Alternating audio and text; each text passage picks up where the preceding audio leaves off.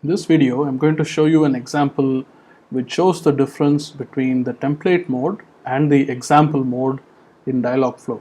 So let's create an intent, and I'm just going to call it user provides last name.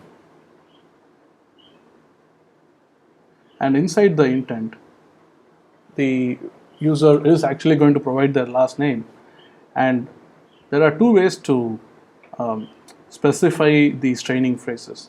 So let's say the first one is, you can see this this apostrophe here, and this is the example mode. You just leave it as it is, and you say something like, my last name is, let's say, Jones. And what happened here is, you can see that Dialogflow was able to highlight this piece of text. It is able to annotate this with the entity that it was able to extract. In this case, it's the entity of type sys.lastname, and you can see that it's able to identify some of these last names by itself. Now, in this case, of course, this is a slight mistake I made here, but you can actually, this is a good way to see the difference. So now when I write my name is James, it's still trying to do this automatic annotation. We are still in the example mode, and here you see that it's trying to extract the entity as a sys.given name. That is a first name entity, and this is not something that we want. So I'm just going to delete it. So you have specified this training phrase in example mode for the first case.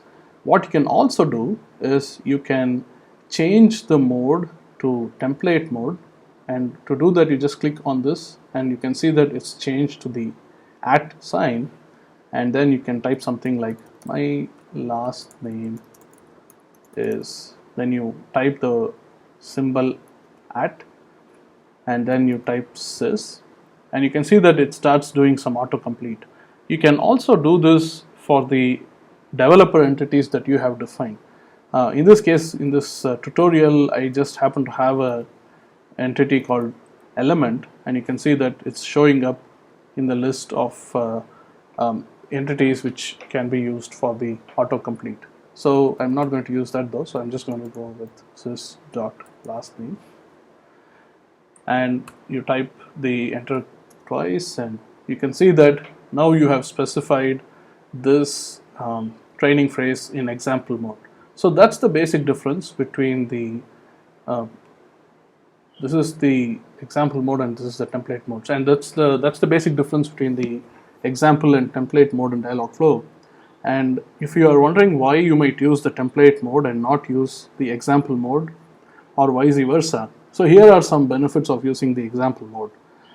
The example mode is, it can help you train the machine learning in Dialogflow, and in fact the Dialogflow team recommends that you use example mode as much as possible. On the other hand, the template mode is more useful when you want, in certain situations, when you want more fine-grained control, and also if you are using composite entities. I have seen that template mode is much more helpful, and it's more intuitive to specify the training phrase, and it's also, you have to use the template mode if you are using the wildcard entity. So that's a quick summary of the, I guess, the pluses and minuses of using these two modes, but hopefully this example made it clear the actual difference between the example and the template mode.